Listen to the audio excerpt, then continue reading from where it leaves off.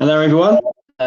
Welcome to our next, well, actually, it's our first online whisky tasting of 21, which is for Burns Night. And I'm just going to obviously, as normal, leave you guys here in the holding room. As you guys come in, if you can just obviously make yourself notified to me that you're in. Just going to turn my TV down 1 second.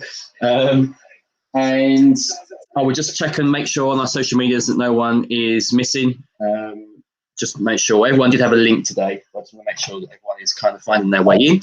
And I'll be back in a few secs, and then we will get going. But as you arrive in, yeah, please make a comment just to let me know that you're in, and everything is coming across okay. See you guys in a sec.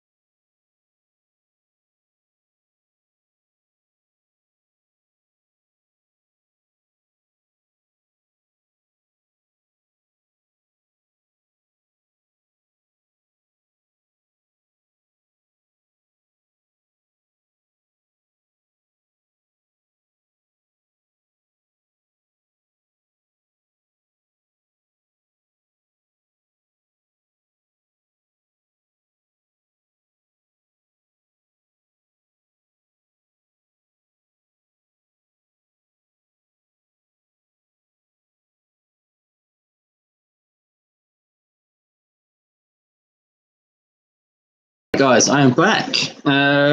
So yeah, as I said, I think everyone's getting in okay. Pretty easy one today because everyone had a link. But everyone should be in okay. And then guess it's watching Spurs. Oh dear. So, but yeah, we're here for Burns Night. And it was just a great way to kick off 21 our online whisky tasting.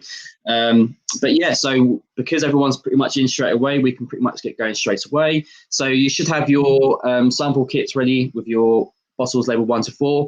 Everything's going to be in that order today, which is great. And then you should have your tasting glass and just a glass of water if needs must, obviously, to cleanse your palate between samples, and also if you do want to add that drop of water as we go along. But our guest Jamie today will obviously say if that's needed. A lot of the time, obviously, it's down to your personal preference as well. But yeah, I hope you guys really enjoy it. And without further ado, I will bring Jack in, and then he'll introduce our special guest for this evening as well. Hello. Hey, you all right? Yep, good. So it looks like everyone's getting in okay. And everyone's commenting, which is great. So yeah, and I think numbers wise, I'll double check if you just want to start the introduction, and I will just make sure numbers. But I think it's okay what we're looking at. Good. All right. So as Shane said, sorry, I missed the last tasting on Friday. No, Saturday, which was the start of our kind of kick-off to Burns Night. But I'm back again, and I would not miss this one. So we've got Glen Turret, and I'm pretty sure we're the only people doing an official Glen Turret tasting. I'm going to say that cautiously, but seeing as we have the brand ambassador with us tonight, I assume that we are. But I will find out in a second. So we've got the wonderful Glen Turret range. You'll see the bottles more closely as you go along. Most importantly, you'll taste the liquid, and if you haven't, then you're in for a surprise because it's absolutely beautiful. And I'm really glad we managed to get this one together so quickly. So I can see lots of you are joining in. As always, everyone's comments, if you have questions. Yeah, what was that, Shane? Everyone's here, so you're good to go. Yeah, cool. Yeah. All right, so let's bring in Jamie and get on with our Burns Night tasting.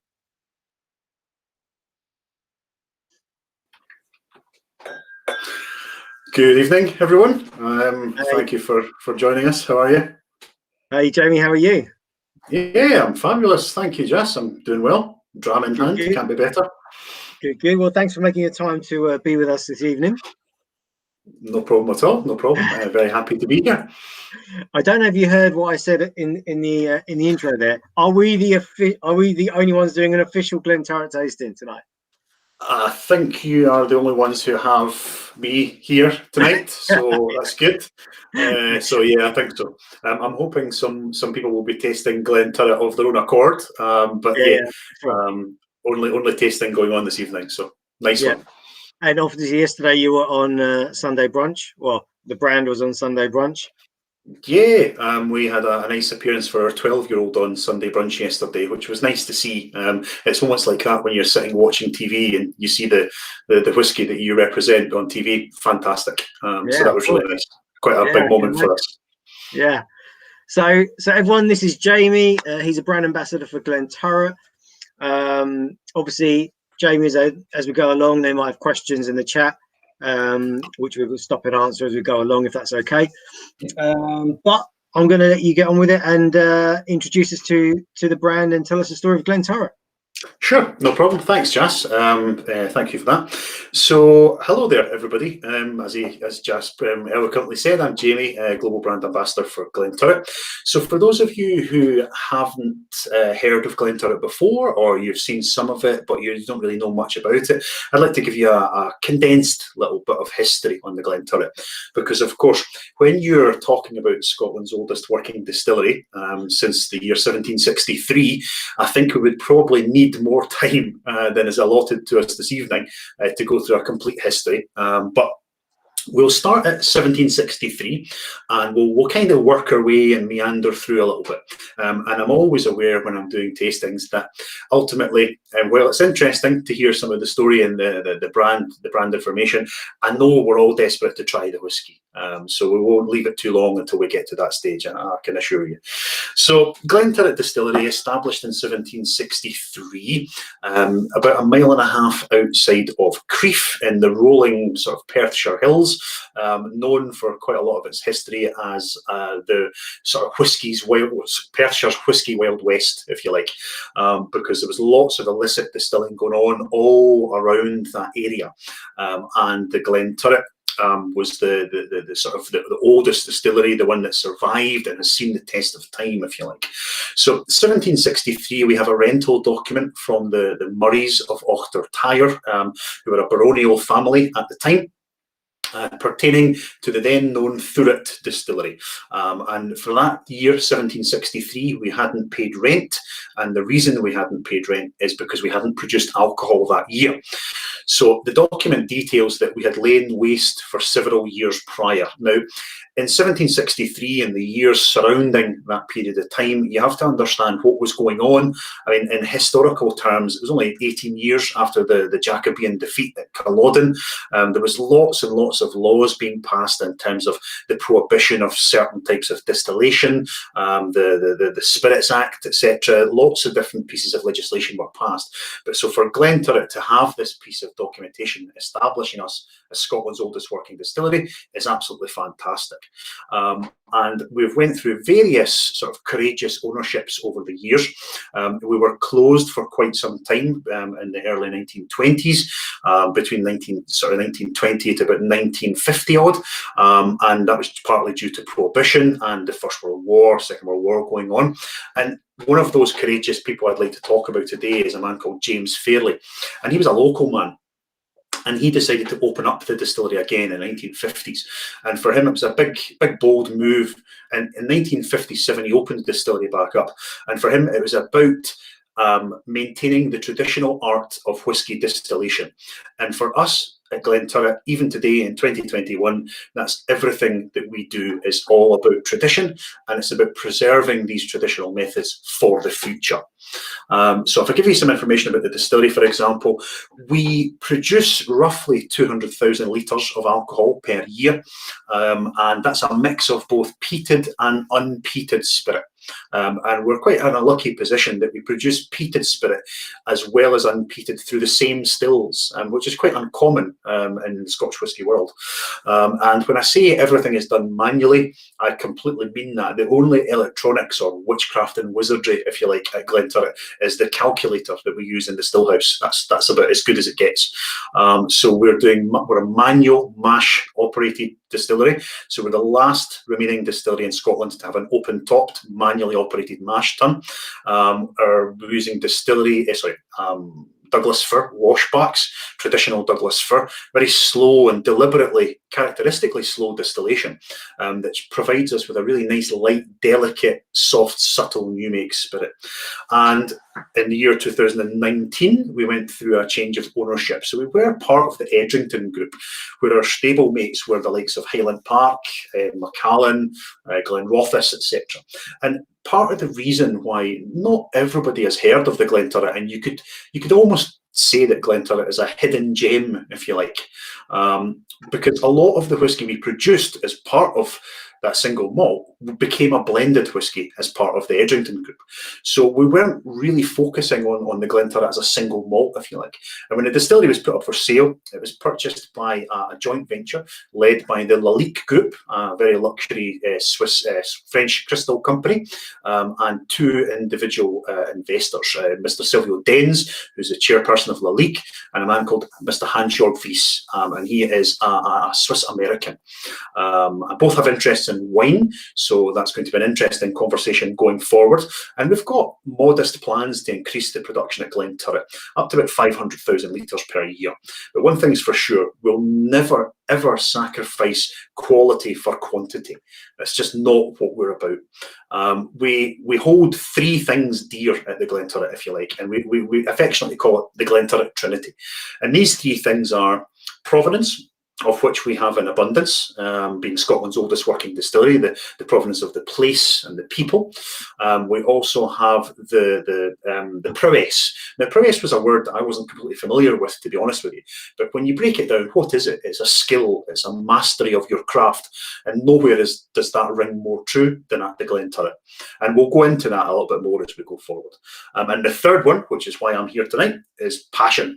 And we have passion for creating moments in spirit and in glass with our Lalique partnership.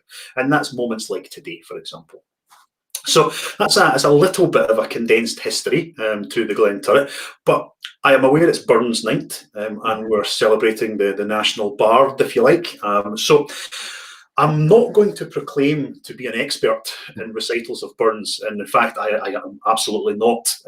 But I do have a couple of information pieces I'd like to talk to you about Robert Burns, because I'm aware that every whisky brand is talking about the connection between whisky and Robert Burns. And for us at the Glenturret, we actually have a couple of tangible links into Robert Burns that are perhaps quite interesting and unusual. So I'd like to talk to you a little bit about that. But first of all, I think what we should do is we should at least nose the first whisky whilst I'm talking to you. So the first whisky you have in front of you is our legacy sherry cask edition of Glenturret. Now, when I say legacy, I say that, that's a one, there we go, Jasser, my illustrious assistant there, holding up the bottle, good man. So the sherry edition is 43% alcohol by volume, and it's been around since about 2015. And it was part of our core range up until we released our new range, which was in the back end of last year in 2020. So the sherry cask edition is using only European oak Oloroso sherry casks, a mixture of first and refill casks to put into that makeup. And it is, as I say, 43% alcohol by volume. Now, it offers what we would say is a sort of sweeter and spicier side to the Glenturret. And it's, in terms of rarity or small batch, like everything we do at Glenturret, I mean, we can put through as small as 1.1 tonnes through the distillery, and we can segregate that spirit out. So when I say small batch, I really do mean that. But the sherry cask edition that you have in front of you is a makeup of about 26 and a half sherry butts. in terms of volume size. So it's relative, it's very small. And in terms of hoggies or hogsheads, which are the smaller casks, it works out to about 53 to 55 of them per batch of this legacy sherry cask. So you're looking at a relatively small batch. We'll never produce massive volume at the Glenturret. And for us, that's both a good thing, and it also creates demand. So what you've got in front of you here is something that I like to think is a little bit different approach to the sherry casks that we see. It's not a sherry bomb. Now, we know what that phrase is. It's a sherry, very heavy on the palate, very, very spicy and very, very rich. Whilst this does have a delicate balance of those sherry flavours, it's by no means going to challenge the palate too much. It's giving you the lighter side of the sherry world in whisky. So thank you, Neil. Neil's telling us the nose is beautiful. So for me, a nice sort of dark sort of golden hue, really, really nice colour.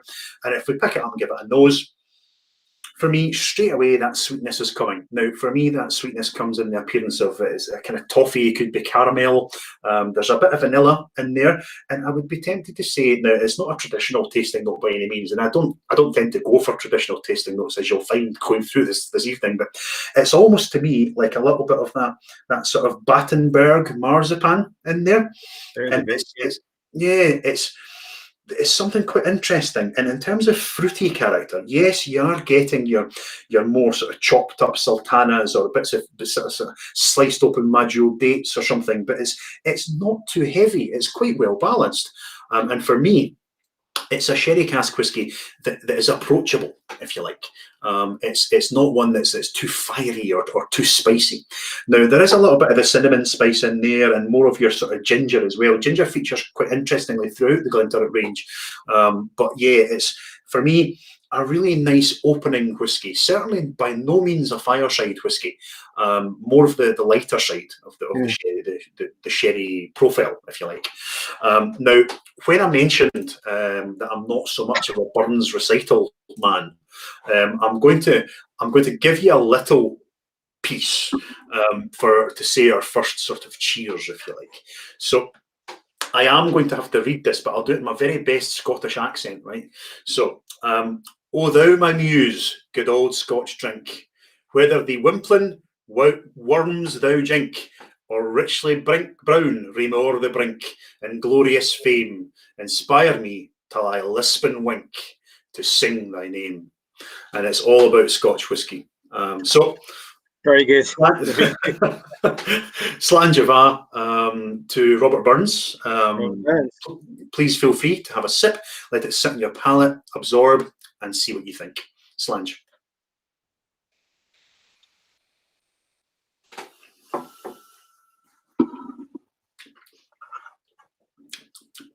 So that was somebody saying Battenberg, right? Yeah, it's an interesting one. It's warming on the palate.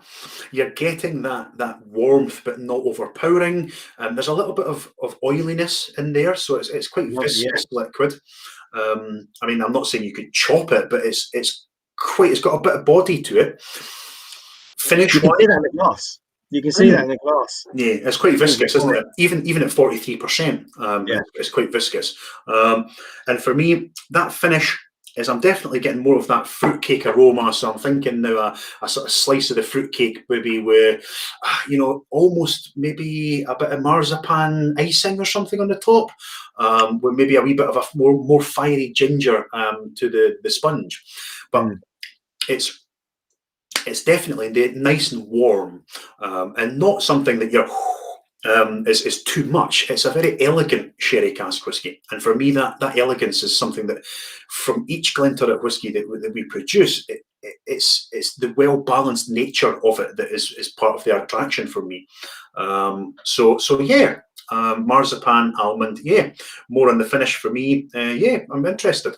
It's one that if you wish to add water, of course, it's entirely personal preference. Nobody's going to arrest you for doing so.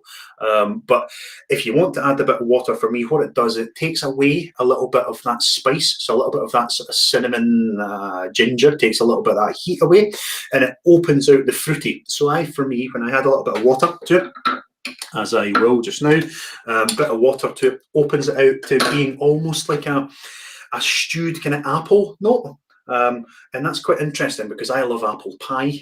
So for me, that also works really well. But yeah, Anthony nailed it as well. I think ginger cake is probably a really good shout.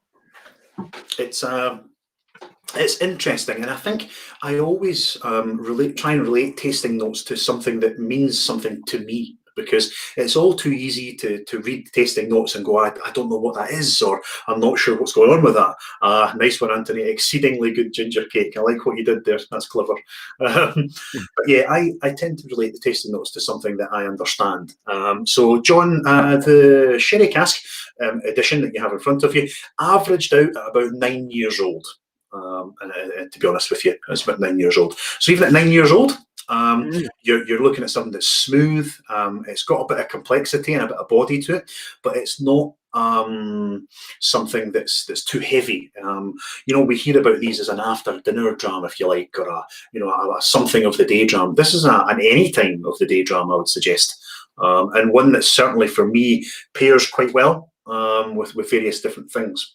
So yeah, definitely one to enjoy.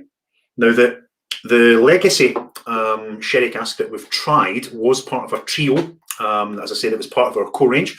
So we had a sherry cask edition, we had a peated edition, and we had a triple wood edition. But of course, as I briefly sort of alluded to a little while ago, we went through a change of ownership in 2009. And the new owners, part of the reason they bought the Glenturret was that they fully appreciated its historical status as being Scotland's oldest working distillery. That's something that you can't purchase, well, you can, but you can't buy that provenance. You can't buy that history. Whilst there are a wave of new distilleries open up, and I absolutely applaud the people who are involved in pushing new distilleries out into the world. It's a fantastic thing for Scotland and the world. But you can't buy provenance in history. So for the fact that we had all this beautiful history was attractive to the new owners, and they wanted to take Glenturret and almost, if Glenturret was the hidden gem, they wanted to take it, polish it, and place it on a sort of world stage, if you like. And the idea was to take the Glenturret as a brand that perhaps has not always been the focus, and has sort of chipped away over its lifetime, and take it out onto a world stage that people could see, wow, okay, what's going on with the Glenturret? It's interesting. And they wanted to put ourselves into a position where we were, for example, appreciated and enjoyed as a single malt in our own right. So that's part of where the discussion came from in creating the new range. We wanted to bring out a range that we felt was respectful of our past, whilst also looking into the future of what was being sort of the vision for the Glenturret, if you like. And of course, when you're I say rebranding, but it's more of a rejuvenation, really, because when you're working with a brand that's been around since 1763, you're not really rebranding it. You're reawakening, if you like, and bringing itself to the surface. And the first thing you have to do in that situation is, well, there's two things really. The first one, one of the first ones is you have to get yourself a whiskey maker. Of course, it's very all fine and well to produce our Glenturret spirit, but we have to have a whiskey maker to put the whiskey together. And we were very lucky to bring on Bob Dalgarno to the Glenturret team. Many of you are, I'm sure, aware of Bob's credentials in his life and his involvement in the whisky industry over many, many years. His reputation almost precedes him in many ways, and we were very lucky to get Bob to come on to the team and look to put some whiskies together for the Glenturret. And the whiskies that we're going to go on and talk about in the next sort of little while, the next 3 drams, have been put together by Mr. Bob Dalgarno. And obviously, when you bring on a whiskey maker like Bob Dalgarno, there could be a point where you become a little bit apprehensive. I mean, his reputation is quite large. He's going to fit into the team. What's his approach going to be like? We needn't have worried. Bob got his induction, and we never seen him for the next 4 months. He was in the warehouse.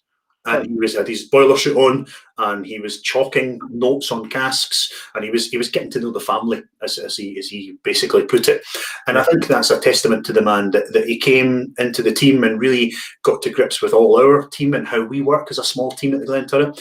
And he's hopefully, we hope anyway, that these will be received as some interesting whiskies that he's put together. So when we started the discussions, as I said, we had a triple wood in our previous lineup, if you like. And when we started the discussions about what's the new range going to look like, what's going to be involved with it, we felt that the triple wood, which is the dram, the second dram in, by the way, so this is what I'm talking about now. We felt that the triple wood, Jas again, beautifully designed bottle, completely designed from scratch by Mark Larmino, the creative director at Lalique. So you've got the striations on the side. You've got, it's a very heavy set bottle, as Jas can probably testament to. Designed by Lalique on the bottom. And you've got the newly designed brand image for the Glenturret. Actually, I will just touch on that if you like, if I could for a moment there, Jas. The crest that you see on the front of that bottle, the Glenturret crest, that came from the original Murray of Auchtertyre crest. So those were the original owners of the Glenturret distillery, and they were awarded that crest, being a baronial family, in 1673 by the English Crown. It was legitimised by the English Crown at that time. And because of that incredible provenance that we have as the Glenturret distillery, we felt that it was only right that we honoured our original owners. And whilst their crest was slightly different, it was always shown in azure blue, that really striking blue colour. And that's why we decided to keep the azure blue and make that the brand colour, if you like. And the 3 stars that you see on the crest there, well, obviously we've got the saltire as the Scotland's sort of national flag, and the 3 stars that we kept, those were their stars of Moravia or Moravia. So being the Murrays, their name derived from Murray or Moravia in the sort of 12th or 13th century. But we kept those 3 stars because when we broke down what was important to us into that provenance, that prowess and the passion, we felt that it was quite nice to keep those 3 stars as a nod back to our history, and of course a look into what is in store in the future for the Glenturret. So, sorry, I do tend to snap around quite a bit, so hopefully you're okay with me sort of going in and out here. You carry on. I did have one question actually. Yes, please. Is there a plan for the bottles to become uniform, or is this kind of a separation between what was and what is? So it's a very, very valid point, Jas, and you're right to bring it up. So the legacy bottle, which is the one that I have and you have there, that is the sort of older style bottle that we had, and there's no plan to bring a sherry cask edition into the new bottle. As far as I understand, the range that we've brought out, as you'll know, having it in front of you in the shop, etc., that it does state on it 2020 maiden release. So what we're saying is that this is the release from the Glenturret for this year. However, it is likely that we will have a new release, perhaps yearly, perhaps bi-yearly. So that will change. So it will be 2021 or 2022. But it's not likely that the sherry cask edition will come with us on that journey into the new bottle. So it'll be phased out, or will it just be? It'll be phased out on a sort of what we have in terms of stock. We still have a lot of it, and it is incredibly nice liquid, I think. So there's no reason why we should just we should change that, because we're very proud of the bottles and the heritage and history we have. So I think it's great to have the sherry cask edition and some of the triple wood and some of the peated out there as well, because it means that we can do a comparative tasting, and it also means we can look at the changes in the bottles and see what the opinion is and what people's thoughts are on the liquid as well. So it's never a bad thing. So the triple wood was a discussion point, and there was a triple wood in our previous range, and we thought, okay, where does triple wood sit in our thoughts for the new range? So The triple wood that we had, in my opinion, being the global brand ambassador out at festivals, trade fairs, dinners, etc., the triple wood was always well received.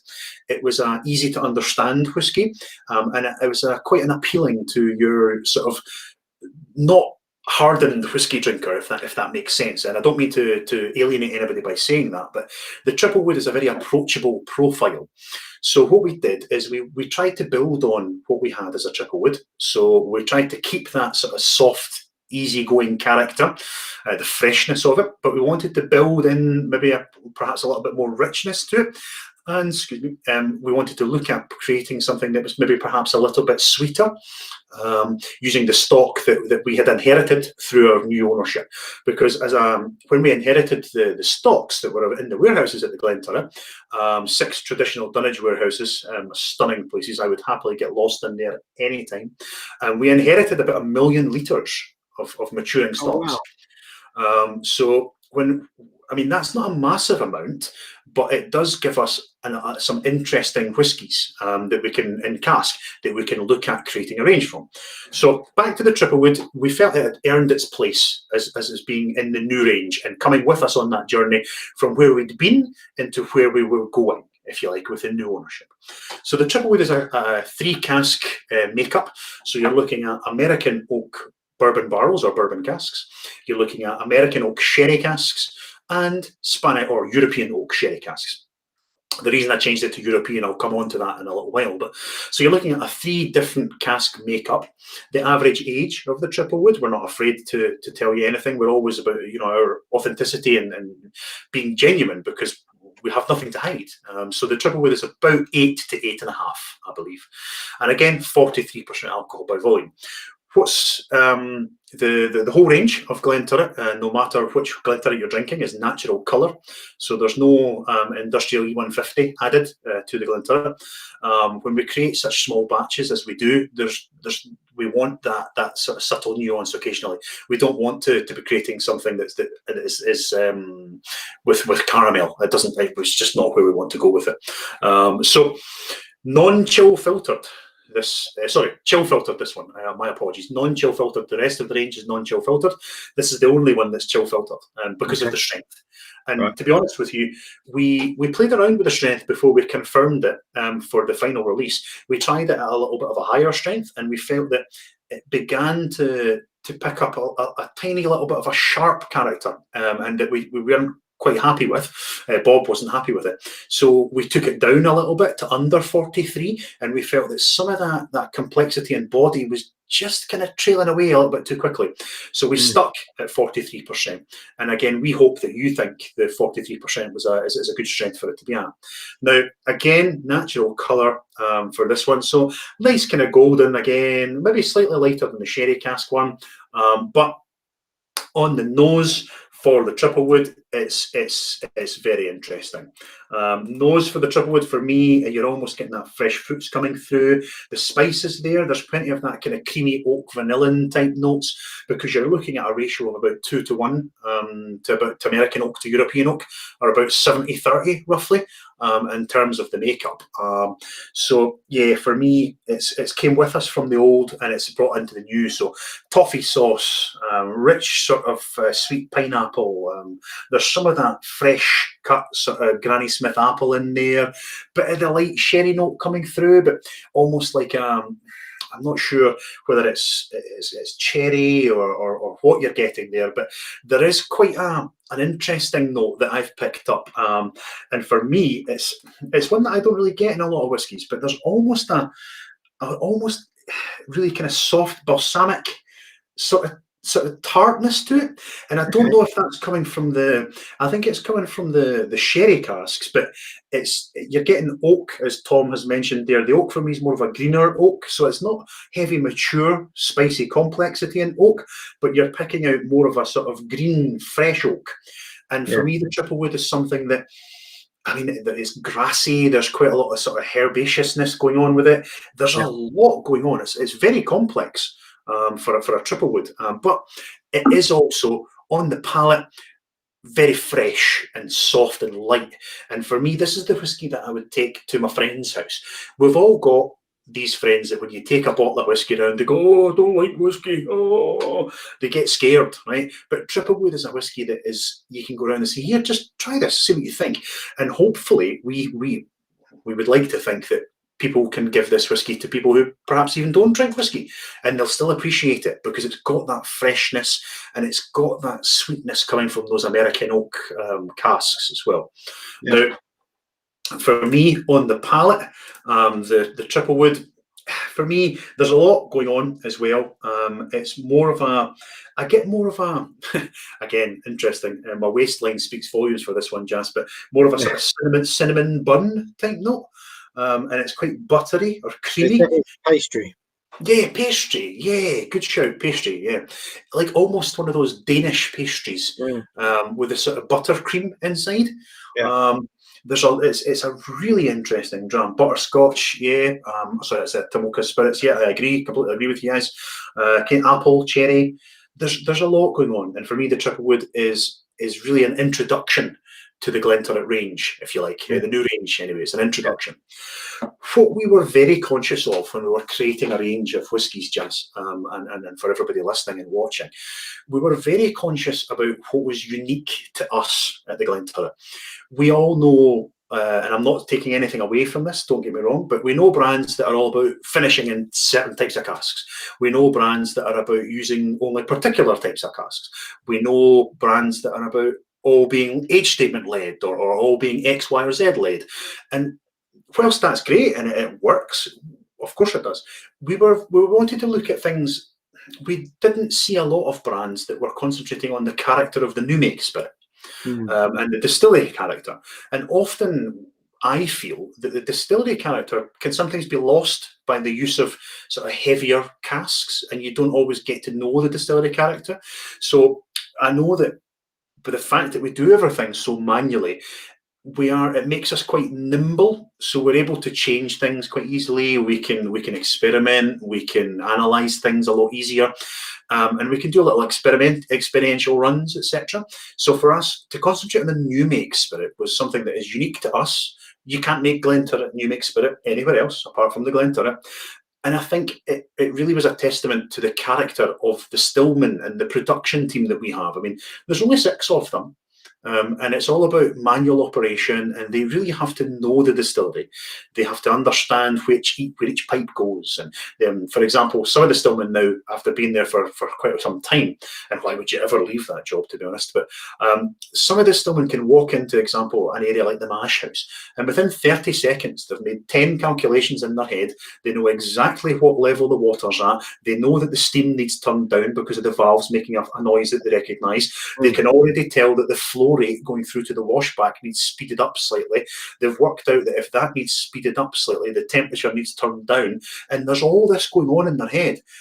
And they're able to do that because, one, they're very passionate about what they do, because to do that job, you have to be. You're connected to the distillery, and you're almost, without sounding too sort of romanticized, if you like, you're living and breathing that distillery all the time, and it has a connection to you. So to concentrate on the new make spirit that comes out of that distillery for us was a natural progression. So if I imagine that new make spirit taking you on a journey, and the Triplewood is that first stop on that journey, and as we go through, you should hopefully be able to see a sort of permutation of that new make spirit character throughout the range, and that's what we hope comes across in the whiskies that we've produced now. So I see here that quite a bit of tannins going on too. Yes, for me it's quite drying on the palate, the Triplewood, and I like that. But a bit of water opens up the more citric parts of the fruits, and for me, gives you more of the almost orange, again, orange blossom, if you like, perhaps. And that's quite interesting to pick out, because when we have a new make spirit sample of the Glenturret in front of us, we would as a distillery, we would advise that there's usually 2 or 3 characteristics that we look for in a good quality new make spirit sample from the Glenturret. One of them is citrus. So when we say citrus, we don't want to say, okay, it's only that type of fruit, because you can't possibly do that. But we're looking for a ballpark, so it could be sort of orange, lemon, lime, slight apple, pear in terms of notes for the fruit. We're looking at something that's quite sweet on the nose, so that could be more of a vanilla, it could be a caramel, a toffee, or fudge. Our distillery manager, a wonderful man, utmost respect for Ian Rennick, our distillery manager. For him, he sort of compares the new make spirit of Glenturret to a toffee apple. Okay. So that sort of really sweet, sort of thick toffee or a thick candy note, but then you get this tart, sort of almost citric note of the apple underneath. Yeah. So there's a lot going on with that, and hopefully throughout the range, that sort of comes through, as we say. So the triple wood, first step on the journey. I think it's too drying on the palate compared to the first one. I found the first one a little bit too dry, and a lot of pepper in the first one. Right. This one, hardly any pepper, really. But I'm getting that lovely fresh apple that you're talking about on the palate. I haven't got any waters, so a couple of people are saying that it brings out that orangey note. Yeah, but I'm getting more of that green apple, I think. Yes, it's interesting. I actually forgot to say what I was going to say about the green apple. It totally went away from me. But we have a traditionally long fermentation at the Glenturret. Now we're looking at upwards of about 90 to 100 hours roughly for fermentation. So to be honest with you, the fermentation in terms of scientific conversion of sugars into alcohol has actually finished after about sort of days or so, but we'll leave it for that extra length of time. And we do that because this is where, and it's fundamental to the Glenturret, this is where you start getting the build-up of these lovely congeners. So you start picking up these lovely orangey sort of apple citrus notes. And when you walk into the tun room, I'm not sure, Jazz, if you've been to the Glenturret or if any of the guys that are listening or watching have been, but when you walk into that tun room, that fermentation room, it really gets you that apple. And for me, it's a really crisp green Granny Smith apple. And when you nose into the washbacks, that's really just what you get. And for me, it's amazing that we're keeping that, because at that point, when during its fermentation point, as I'm sure you know, it's quite subject to change. You can lose that quite quickly through the if you're not, in terms of too harsh distillation or et cetera, et cetera. But for us, we managed to keep that, and it manages to survive right the way through the distillation and into the glass. And that's what makes it quite interesting for me. Now, in terms of distillation at the Glenturret, we've got only 2 stills. So you're looking at 1 wash still and 1 spirit still. And again, intentionally slow distillation. So the wash still will be running at about sort of 8 to 9 litres per minute, which is very, very slow. Encourages lots and lots of that copper interaction, lots and lots of that reflux, so you get much, much softer spirit, gentle perhaps. And in the spirit still, we still cut by eye at the Glenturret. Wow. So we're not, cutting by eye. I have to admit, Jas, it is the last thing you get to do as a stillman, because if you get that part wrong by 30 seconds, Bob will notice the difference. And that's when you start changing the spirit character. So you don't want to do that. But in terms of cutting by eye, it's a skill that's been passed down from generation to generation of distillery worker. And we're very, very proud to still do that these days, when it's been pretty much long forgotten in all other distilleries. We're about almost safeguarding these traditions for the future. And when we're running on spirit, you're looking on spirit at about 7.1 litres per minute. I mean, that is painfully slow. That's very slow. Larger and perhaps more automated distilleries, again, not taking anything away from anybody, that's not who I am, but bigger distilleries would run perhaps anything up to 30, 35 litres a minute, maybe slightly higher even. So for us, it's a very, very soft, intentionally slow distillation to make sure that we keep those spirit character. Now, what I think we should do is potentially, I do keep my right because. I'm sorry, sorry, Jazz, could you repeat that for me? Yeah. Now I'm just sitting here, I'm getting a touch of like just a light kind of ashy sort of. I don't know if that's. I know the pink one's coming, but is there a bit of kind of light sort of ash or smoke in this one? Is that coming from somewhere? There's no peated spirit inside the triple wood, but it could be perhaps more. I mean, in terms of the charring, perhaps you might pick up a little bit of subtle sort of wood note that could come across as a sort of smoky or ashy. Yeah. It could well be. Again, I'm always a big fan, Jas, as I'm sure you'll be very aware of this, but if you taste that sort of charred ashiness, who am I to say that it's not there? You know, it's all about whatever people find in their own whiskey is entirely up to them. Because if I was to sit here and say to you, yes, it smells like the barley field as I walked through on a Tuesday morning in 1976 and the wind was coming from the west, you have no idea what that means. So it's all about creating your own ideas and your own thoughts. And there's no wrong answer, is the fundamental point. Yeah. Now, that brings me nicely onto your sort of ashy, smoky note. That brings me nicely onto, it's almost as if we rehearsed that, but we didn't, folks. That brings us nicely onto the second, the third whiskey. Now, the third whiskey, I will openly admit to you, is one of my favourites from the range. Now, I know that as a brand ambassador, we shouldn't have favourites within the range, but it's quite difficult not to when I'm a peat lover, you see. Yeah. So it's quite difficult. So as I mentioned earlier, we had a peated edition that was part of our range,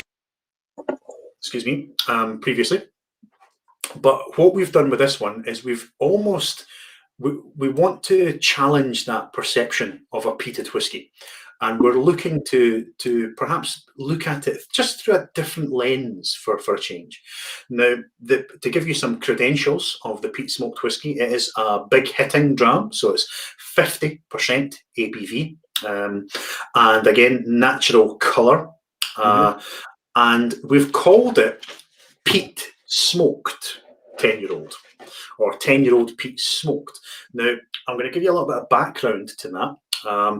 The reason we did that is because we all know as soon as we mention the word peated whiskey, we will divide a room by just doing that. So some people don't like peat. They won't try any peated whiskey. Some people love peat and rave from the rooftops about it. For us at the Glenturret, we wanted to look at peat from a different angle, and perhaps look at it for our point in a way that perhaps doesn't make it stand up as A or B. So it's not peated, it's not unpeated. What we've said is that it's peat smoked. Now, what we did with that is that we went to Simpsons of Berwick, who are one of our trusted malting partners, to understand how they do their peating process when they're preparing the barley. As we all know, 3 stages of barley preparation: steeping, germination and kilning. Usually, if you're peating the barley, it will come in at the germination stage where the barley is still quite moist, and the peat is kind of dried out slightly, and you'll blast it at that point. What Simpsons do is they do all 3 stages, so the steeping, germination and kilning, and then they dry it to delivery spec as if it's coming to us tomorrow. And then they take some of that barley and they blow smoke through a chimney at it. So they do something quite different. So what that does is, if you imagine the anatomy of a barley kernel, it will not permeate straight through to the endosperm inside the barley. So it gives you more of a smoked nuance that's coming from peat. It's driven by peat, but it's not peat. It's smoky, it's wood smoke. It's almost like you're in your granny's house and she's had a coal fire on the go. And you're getting that really quite thick, heavy black smoke. Now, for us, that also made us look and go, okay, well, what do we want to do with that? Do we want to pronounce that note? Do we want to sort of make up a whiskey that's looking to perhaps remove some of that? But no, we wanted it to be big and smoky. And part of the reason for that is we started producing peated spirit at Glenturret, or smoky spirit, if you like, through our stills in 2009. Now, the predominant reason for creating peated spirit at Glenturret was to fulfil a requirement for a blend. So we were producing peated spirit that was becoming part of a famous blend. I didn't say the name, but you should be able to work it out. When we looked at what we had available in the warehouse for the peat smoke 10-year-old, we thought we can only work with spirit from 2009 onwards because we want to bring out as a 10-year-old.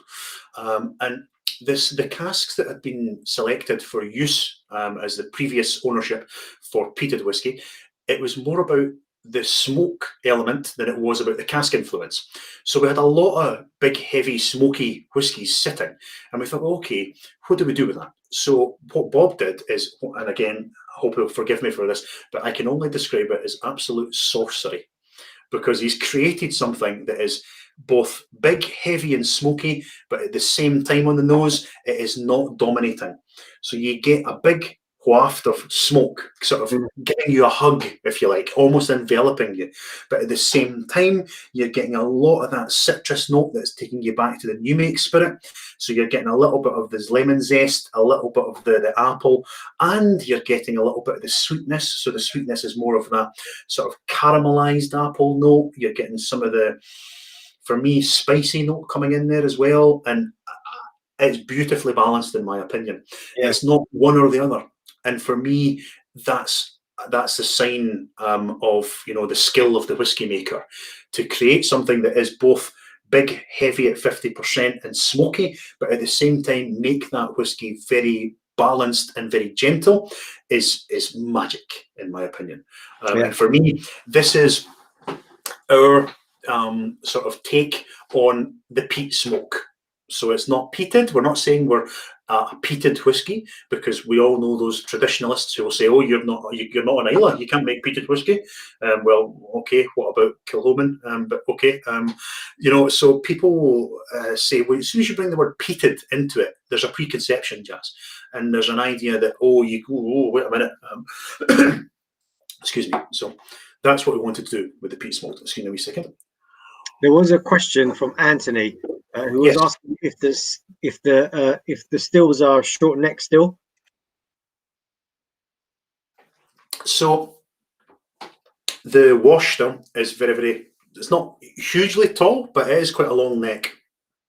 The predominant feature of the wash still is that it is a massive bulbous bottom and a really quite large onion bulb in the middle. So you're getting lots of slow interaction on the rise up. And then what you're getting is, because you're doing slow, gentle distillation, those alcohol vapors are rising up, and they're still a bit too heavy, so they come back down, they condense again, and then you're getting much more contact with the copper. Now, that should give a lighter spirit. Absolutely.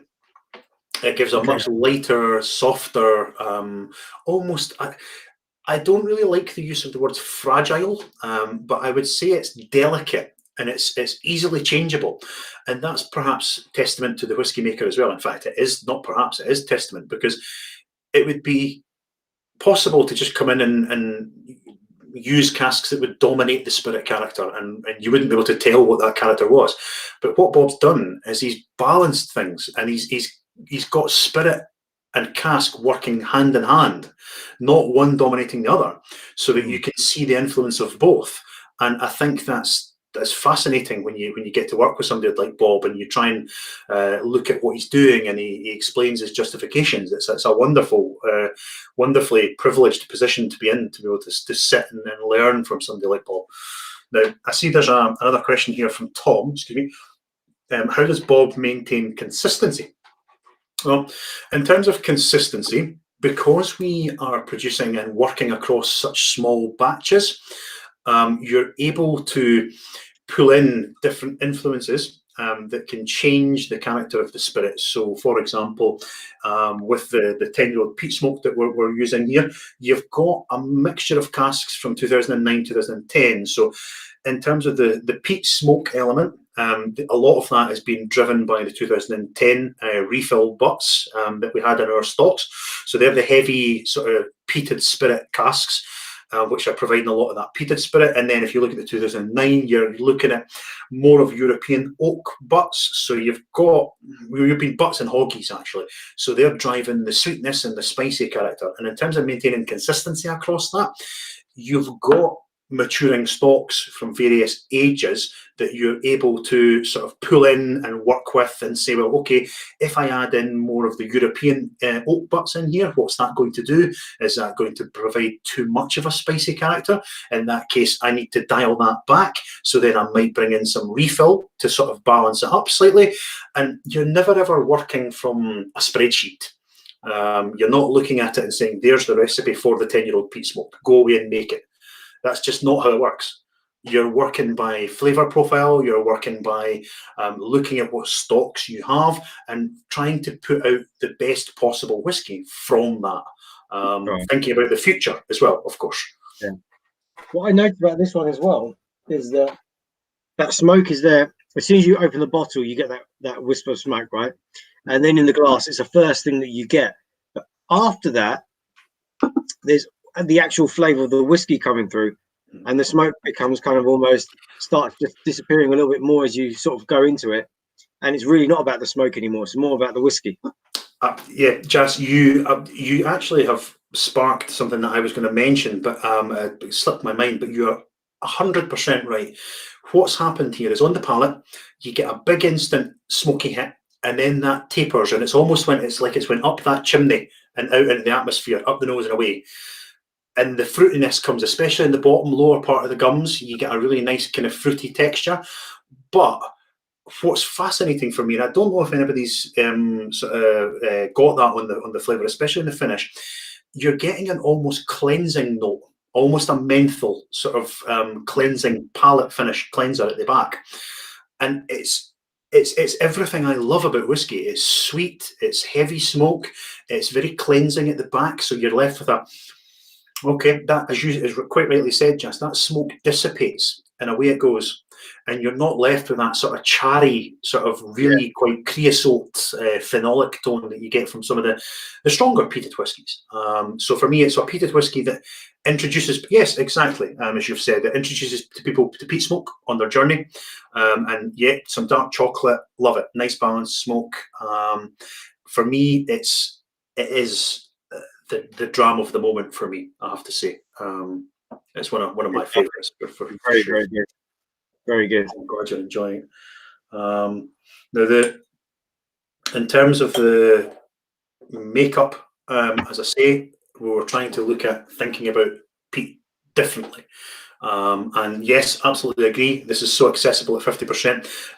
At 50%, it's a dram that it surprises you in a lot of ways because you're expecting a really heavy, sort of hard-hitting dram because it's 50%, it's peat smoke, but you get something that's beautifully elegant and balanced between what you would think would dominate in terms of the smoke, but it really doesn't.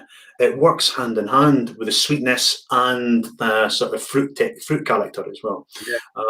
So again, for me, it's a winner. I don't think I need to say that again. What PPM? PPM is quite difficult because Simpsons have been very honest with us in terms of what they do is they source peat from different areas in Scotland, so they're not taking it all from the one point, which itself brings more of a character, more sort of multi-dimensional peat elements, because you could get from the Isla peat where it's more wetter, it's more sort of let's say iodine, sort of hospital ward antiseptic, but then on the mainland you're getting more of a lighter heathery sort of fauna, fern sort of peat. So all of these influences are going at the same time.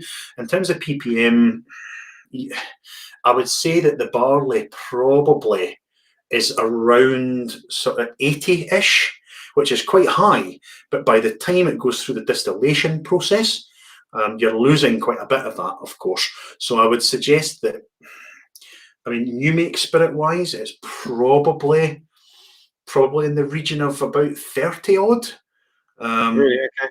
roughly. Yeah. But again, don't quote me on that because that's it's difficult to tell because of the way we understand the peat processing in terms of the barley. And of course, that'll depend as well on how long they smoke it for. In terms of for our specification, and because they do it at a latter stage of the whole barley process, the peat is sodding. It's absolutely soaking wet, so it never burns in terms of a fire burn. It's just smouldering away. So that brings with it again a more subtlety to it. So it is quite a complex whisky to understand, but one that we hope fits in well to the range. And again, I thought it might be less than that. Actually, I thought it might be less, just by the nature of the way it comes across. In the bottle, it's probably less than 30. New Make Spirit is probably about 30-ish, but in the bottle, I don't know, maybe 20-ish. It's difficult. It is difficult. To be honest, I would be guessing if I started to go any deeper into that. One thing that is good that I really like is that we've got a couple of the whiskies which are unaged. I know you've given us an idea of age, but actually, when you sample it next to a 10 or the 12 that we're coming up to, it kind of shows you that age doesn't really matter too much. If it's a well-made whiskey and it's a good whiskey, then it's a good whiskey. Absolutely, and I think. To be perfectly honest with you, Jas, you've just echoed what I understand to be some of the thoughts, because, to be honest, for us at the Glenturret, a wise man once told me that age is not always the most important factor, but aging is. So the age of the whiskey, to a certain degree, but the aging of the whiskey is the more important of the two. And I think in the future, we might look at challenging some of the age sort of statement whiskies and saying, well, okay, this whiskey is considerably younger, but think about the flavour profile, think about what we're creating from that, and don't let age cloud your judgment. Because as you know, we all know, but I like to sort of put it out there every so often, if you put bad spirit into a bad cask for 30 years, all you've got is a bad 30-year-old. Right? Absolutely. So you've got to think about the variables that can affect that. So the quality of the spirit, the cask, the maturation, the location, etc., etc. So there's so many variables. But yes, it's good the NAS you've picked up on that, because for us we wanted to create. We didn't want to. I mean, Triplewood was well received, and we felt it had earned its place. And one thing that was almost a comfort for people, for fans of Glenturret, that we didn't want Bob or the brand to come and go, let's change everything about Glenturret. Let's have nothing that people see familiar with. So to have a Triplewood as the introduction to the new range really sort of hit home for us, and it made sense for us to do that because it gave people something they recognised, Now, if it's okay with you, you can keep me right. But what I'd like to do now is touch a little bit more on our Robert Burns for today. Absolutely. So, what we have to understand about the Glenturret and Robert Burns is that we've opened up a massive research project over the past couple of years, because as you'll no doubt notice on the bottle, the Legacy Sherry Cask, if I can get it right in front of the camera, it says here established 1775. Whereas the new bottles I have behind me here, and we've tasted from the last two whiskies, they say established 1763. So we embarked on a massive research project, and what we found out is that the Glenturret was actually, as I mentioned earlier, a rental document proving Glenturret Distillery was in existence in 1763, and possibly before. These are just sort of ways that we're working through at the moment. We're still uncovering that chapter, if you like. But what I can tell you, and that's been fascinating for us, is that Robert Burns, the man himself, as we all know, he is basically Scotland's most famous excise man, which in terms of whisky distilleries, it's not always somebody you want to be friends with, because when there's lots of illicit distilling going on, you don't really want an excise man hanging around. However, what we've found out is that the Murrays of Aughter Tire, in terms of the owners of the Glenturret, from its inception in 1763 or possibly before, they welcomed Robert Burns to their home and as a visitor. And that happened in 1787. So Robert Burns visited the Murrays of Aughter Tire in 1787, and Glenturret is mentioned in one of the songs he wrote when he was there. Now, as a poet and being a highly romanticised man, and all about trying to sow his wild oats, if you like, or he was making his way in the world by then. And by 1787, he was about to embark and leave Scotland for the West Indies, and he published a book of poems, and in 1786, and it received rapturous applause. It was very, very well received, and what he did is he went on to write another one because of that. And from almost like the music tours or the gig tours of today, he went on a publicity tour, basically trying to sell his book. So in the 1780s, 1787 to be precise, Robert Burns visited Glenturret, visited the Murrays of Aughter Tire, and he spent a lot of time in the area.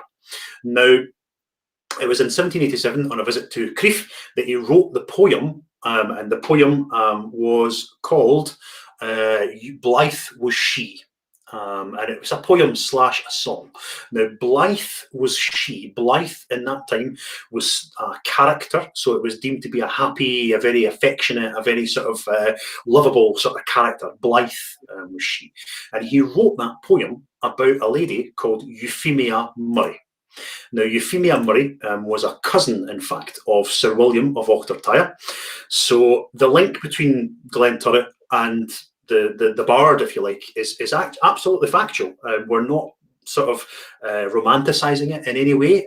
He did spend time with the owners of Glenturret Distillery, the landowners, and he did write a poem whilst he was there. Now, if I can read you the excerpt from Blythe Was She, and just give you an idea that it actually does feature in Robert Burns's works. And you can Google this if you want to and have a look at it in depth. But the chorus goes as thus. And I'm not going to sing it because that would be horrific for everybody involved. But the chorus is thus: Blythe, blithe, and merry was she. Blythe was she, but and ben. Blythe by the banks of the Erne, which is the river where we get our water eventually, which flows from, well, the Erne is what our water source flows into, which I'll come back to. And the next one cements Glenturret and Robert Burns's relationship, and Blythe in Glenturret Glen.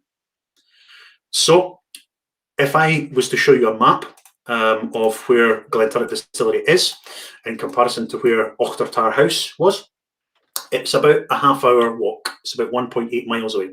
So in Glenturret Glen, Robert Burns, on a day, he admitted this himself, that he spent the day wandering around, and he got the inspiration for this song about this lovable sort of cousin of Sir William, William Murray, and he got that inspiration while he was walking about the hills and the rolling sort of rural Perthshire, which is amazing. And it really, for me, it really puts meat on the bones of that relationship between Whisky and Robert Burns, you know. And for us at the Glenturret, where we are is a fascinating piece of land. You know, it's so beautiful. It's secluded. You're surrounded by trees. You've got the hilltops, and you're in a traditional Scots valley or a glen. And to know that somebody is intellectual and as successful and honoured as Robert Burns spent time in that area with the owners, the original owners, thought to be of Glenturret Distillery, is amazing. And we have that there, that there's a poem reference, you know, Blythe was she. And we have another reference which links to the water source. Now, we get our water from Loch Turret. Now, Loch Turret is about 3 miles away from the distillery. And until, well, in 1950s, it was turned into a reservoir by the local water board, and it remains thus as a water reservoir. But before it was a reservoir, it was a loch, and well, it still is a loch, but it basically shrunk in the summer and it swelled in the winter. Now, Loch Turret, or Thread, which is the original sort of Gaelic, if you like, it basically translates to little dry one, which is quite interesting considering the connotation of that it shrunk in the summer and it expanded in the winter, so little dry one. And we have the poem reference, and it was written around about 1788 by Robert Burns, and it's about scaring waterfowl in Loch Turret. So he spent time with the Murrays of Ochtertyre up at Loch Turret, and waterfowl, they were trying to, either they were fishing or they were trying to catch some sort of smaller sort of animals round about the loch. Yeah. And again, the fact that he spent time up at the loch, where we still have a presence, we have that's where water comes from, it's fundamentally important to what we do. But the fact that we have that is again just making that nice relationship between the fact that we know he spent time in the area, and he wrote pieces based on his time in that area. And particularly, of course, being a very romanticised poet, this is sort of the Blythe was she was written about a woman to whom he was quite affectionate towards. However, interestingly, we've dug out that and it refers to such online that Euphemia Murray, despite the fact that Robert Burns, who was obviously at that point growing quite a following and becoming quite a successful man in his time, she was not a fan of the fact that he'd used her as the inspiration for Blythe was she.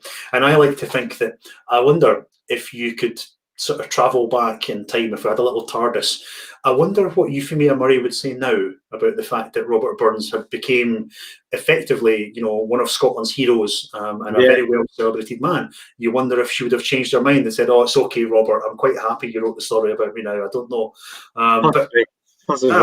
Possibly. But anyway, these are things I thought I would like to share with you, because thank you. There are things that are unique to us. And as you say, there's a legitimate connection. Aye, absolutely. And there's things there you can go on and have a look, because they're, it's not being romanticised at all. It actually factually did happen, which is really cool. Now, what I think we should do is, I'm very acutely aware that I could talk to you for 25 hours about Glenturret and its history and its whisky, but I should probably introduce the fourth dram, if that's an idea. So the fourth dram this evening, and unfortunately our final dram for this evening, but is the Glenturret 12-year-old. Now, what can I tell you about the 12-year-old? So, in terms of information, so facts, it is 46% alcohol by volume, natural colour, non-chill filtered, and 46% is marrying strength of it. So we still marry in cask at Glenturret, in inert Glenturret casks. So we're not using stainless steel, which other places may have moved on to. Marrying in traditional casks is something that's almost sort of extinct now, but we believe it makes a difference. Bob believes that it makes this whiskey quite a bit more well-rounded, and it helps to bring out a little bit of the sweetness of it. Now, the Glenturret 12-year-old is the introduction of European oak. Now, I'm very conscious about saying European oak and not claiming it to be Spanish oak.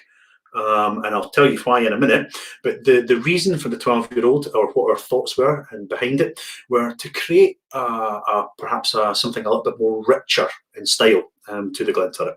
A richer style of Glenturret, driven by the distillery character, but working with European oak. Now, if you look at it, it's a beautiful, sort of rich autumnal colour.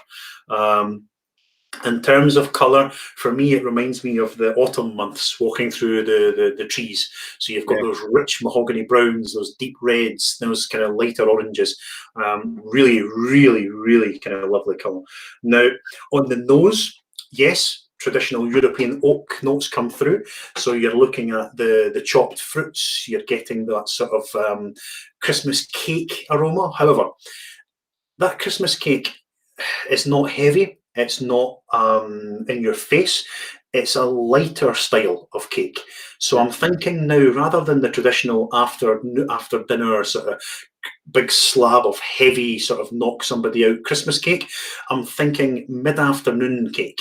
So something that's almost a Madeira sponge, a lighter style of sponge. Yeah. Yes, in it there is still the chopped up pieces of apple and the sort of sultanas through it, and the ginger, and you're getting the cinnamon and a little bit of the nutmeg in there. But imagine that we're getting this oak from out with just Spain. So some of that oak will be coming from mid to central Europe. So you're looking at places like Hungary and Romania.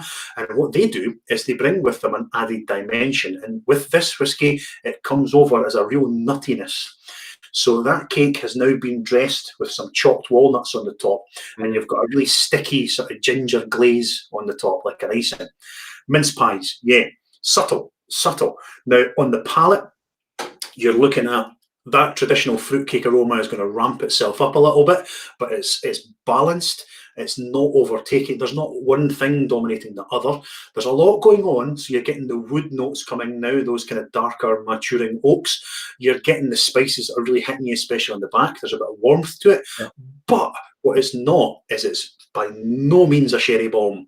It's balanced, and I'm thinking a mid-afternoon slice of cake now in your conservatory or in your back garden, listening to Miles Davis. At the same time, you've got what's better than with a slice of cake than a lovely cup of tea. And on the nose, and especially that tannic sort of note on the finish, for me is almost like a Darjeeling, that kind of fruity sort of Darjeeling note.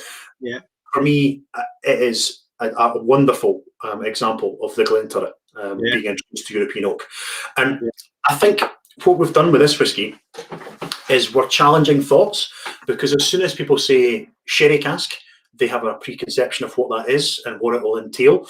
And I think the industry, the consumer as well, is often left a little bit confused by sherry cask. And sherry cask can be a range, it could be a Palo Cortado sherry, it could be an Amontillado, it could be a Fino, it could be an Oloroso, it could be a PX, it could be a myriad of things. And within this whiskey, there's casks coming from a couple of different producers that we have a relationship with. So you're bringing in different dimensions and building the whiskey. We're not building a house, but creating the whiskey based on a flavour profile that is influenced by European oak, but it's keeping that relationship with the new make, and it's not letting one run over the top of the other. Mm-hmm.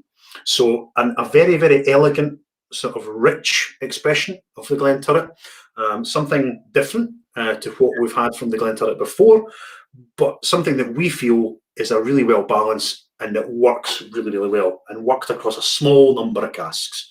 So there's more sherry in this, right, than the other. There's more European oak casks, absolutely. Well, no, I say yes. There's a sherry influence. There's more of a sherry influence in this one. Yeah. But all of that oak will not have been used to mature sherry, because it's coming from outside the Jerez de la Frontera triangle. So some of the producers are outside that, so they'll be using other fortified wines to season casks. And I think that's, again, a testament to the relationship that we have with the producers, that we can say, look, this is what we're looking for, and can you help us to achieve that? And I think that for us is a good thing. Working with places like Tavasa, Miguel Martin, a couple other producers where we're basing our sourcing from. And I think being quite bold, actually, to be honest with you, Jas, and everybody else, of course, to stand up and say that, yes, this is a European oak matured whiskey, but it's not all sherry casks.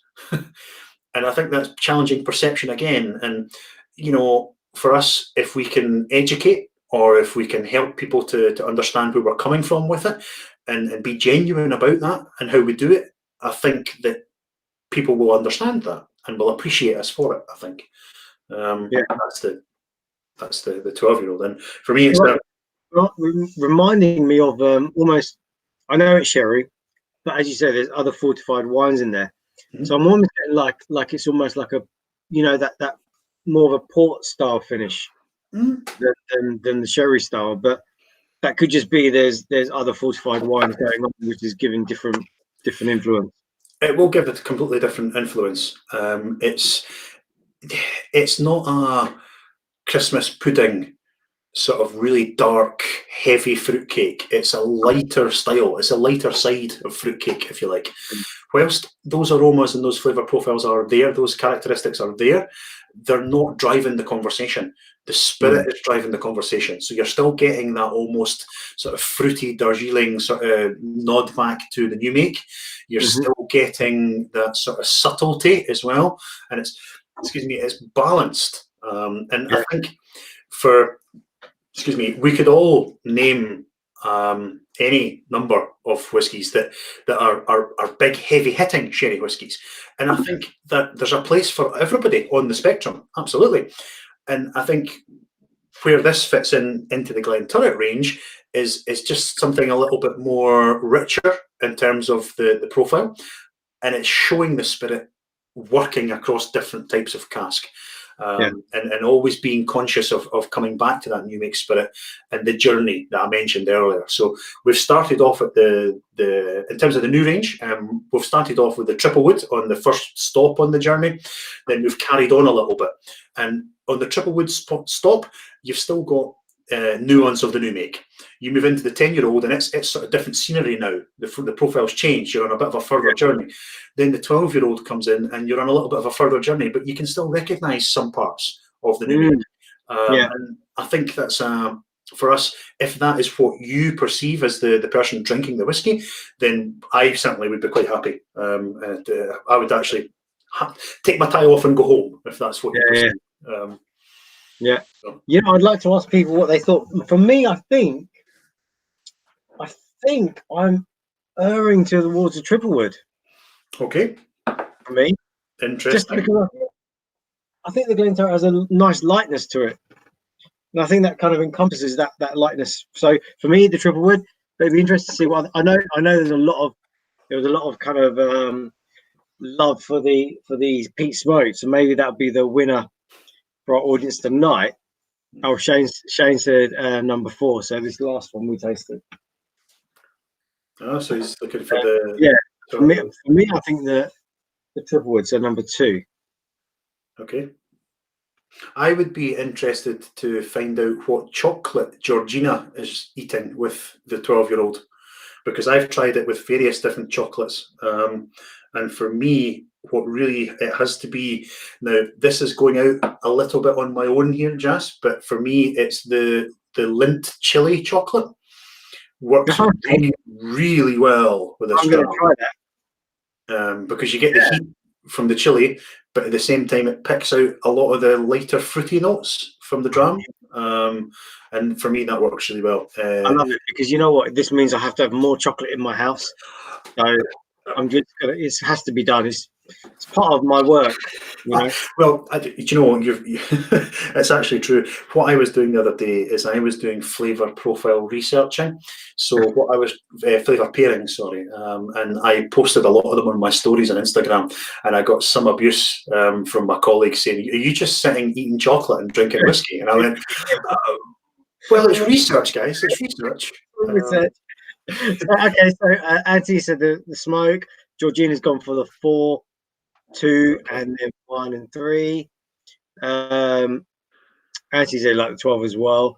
Peat smoke for Oliver. Sarah has to be the smoke as well. Anthony 4. Peat smoke. So peat smoke is appearing quite a lot. Yeah, it's really good, right? It's fascinating, because for us, we're really humbled by the fact that people are enjoying our peat smoked take, because it's a little bit different. It's a little bit challenging sometimes for people, but it introduces them to the idea that not everything has to be sort of a black and white in terms of peated or non-peated. It can be a little bit sort of peat smoke and nuance, and it can be a little bit different. And to be honest, from what I'm reading through the comments here, I'm really enjoying seeing that people are enjoying the Glenturret whiskies, which is great. And ultimately, you know, that's what we're here to tell you about, and to enjoy a whiskey here and there. Why not? Really, it's good, Mr. Burns. These whiskies go really well with chocolate. So yeah, everyone's trying it now with chocolate, which is great. It has to be dark chocolate, I think, but Yeah. I think there could be a chance that maybe like a sea salt chocolate might work with one of them. Sea salt chocolate, yes, I've done the research, Jess, so you don't have to. The sea salt chocolate works with the 10-year-old peat smoke, an absolute treat. Okay, right. That's what I've gone with, yeah. The salinity coming from the sort of peat, that kind of ringing out of a peat bog, that kind of salty, works really well with the slight sweetness and the salinity coming from the chocolate. The sea salt is a winner. It's a good one. Okay. All right. Well, that's one to try. It's a shame. Shane was asking me to keep some of the peat smoke to try with chocolate. So I'm sure you'll manage. try with the sea salt. Yeah. I'm just seeing Tom here. Do you see Glenturret brand increasing in value? Will a 12-year-old now be worth more in the future? Tom, there are expressions. For example, this is the 2020 maiden release. So the first release of the rejuvenation of the brand. I can't tell you the answer because I don't know. But what we have seen in terms of auction value is that the Glenturret is selling well at auction, and we would like to think perhaps in the future, especially some of the for example, the 25-year-old, the 30-year-old, which are very, very rare in terms of volume. So the 25-year-old, there's only 204 bottles in existence in the world. I've got one of them over there, so there's only 203. The 30-year-old, there's only 750. So bottles like that have a number attached to them, of course, they may hold value in the future. But in terms of the what we call the core range, I wouldn't be expert enough to give you an informed opinion. But whiskey's for drinking, my friend. You do whatever you like with it. Salted popcorn. Yes, Rebecca, that's genius. Oh, I'm gonna have to think about that. Ooh. Oh, sorry. Oliver's got shortbread and sharp cheddar. Oh, sharp cheddar. Now, sharp cheddar works well with the 12-year-old because it cuts through the sweetness. Okay. The triple wood for me, I'm going to go out on a wee limb here and say something like a brie works really well because it's creamy, and that brings out the fruity character of the triple wood. But as I say, my expanding waistline is tough, guys. But somebody's got to do it, But I'm happy to sort of, if there's any more questions, or feel free. But I'm not really sure. I thank you very much for having me. Thank you so much. It's been really good, really interesting. A lot of information, which is great. And I think we've all tried something. Well, this is the first time we've even stocked Glenturret, so it's really nice to have you introduce it to us, and let's try some of the range. It's amazing. So if anyone has any questions, fire away. But otherwise, I'll just give him a couple of secs.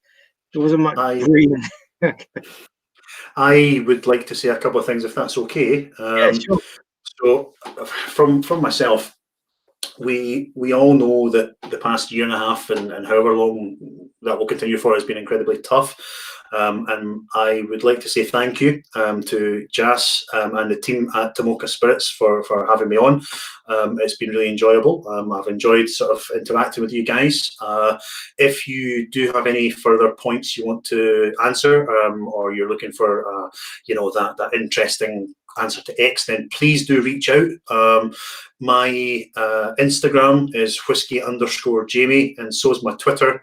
And you can get in touch with me. I'm always happy to have a wee chat and give you some information if I can help. Of course, as Jas says, there's stock in the range of Glenturret, so you'll be able to get it through the store. But thank you very much from me, really. It's been great, and this is my second tasting of 2021, and we've set the bar high for the rest of the year. So take care, everybody, and thank you for joining us this evening, and thank you to yourself and the team for giving us the opportunity. Well, Jamie, thank you from us for coming along, especially on Burns Night. But I'm sure you could be doing 100 other things. But you've chosen to be with us, so that's much appreciated. Not at all. I've really thoroughly enjoyed it, and again, thank you for the opportunity. And I hope to be able to share a dram with you in person whenever we can. Absolutely, Certainly. absolutely. At Christmas, I'm sure. Are you based down here, or are you based in Scotland? I'm based just outside Glasgow. Okay. Well, if you do come this way, I'm sure around Christmas we can arrange a sampling or something and a tasting. Absolutely, that would be my pleasure. And everyone's saying thank you, by the way, which I'm sure you can see. Yeah. No, thank you, everybody. It would be very difficult to do my job without you guys here. So I really appreciate you taking the time to get yourself a tasting pack and come along and learn some more about the Glenturret. But do keep in touch, and anything else you're looking for answers or just a chat and watch my adventures on Instagram, just let me know. Definitely. Excellent. Cool. So again, just thank you to Jas for hosting this evening, and again, thanks to Jamie, just reiterating everyone. Great Burns night to have, especially like Jamie was saying, in these times, just a bit of enjoyment for a Monday evening, I guess. Sit there enjoying some whiskey. I've been through too much chocolate, so I'm going to have to stop now. But the whiskies are all gone, which is good. But I'm gonna try some cheese in the week. Actually, now you've got me intrigued on the cheese. I'm going to give that a go. So, in terms of whiskey wise, we hopefully next week we will launch the next couple of whiskey tastings coming up. I think hopefully some of you guys have already seen that we've got some cocktail ones out there for Valentine's night. So the link, I'll post that again in the comments here. So if anyone's interested in a nice, one of them will be whiskey based. But just a great thing to have, Valentine's, you're at home again, make some cocktails, have a laugh, get a bit messy. And then we'll have a few more gin ones coming up. But overall, it's been a great Burns weekend. We had the gin on Saturday. We've had some amazing Glenturret whiskey today. So thank you again for everyone who's bought tickets, joined us. Thanks again to Jamie. Thanks again to Jas. And have a great week, everyone. And we'll see you guys soon.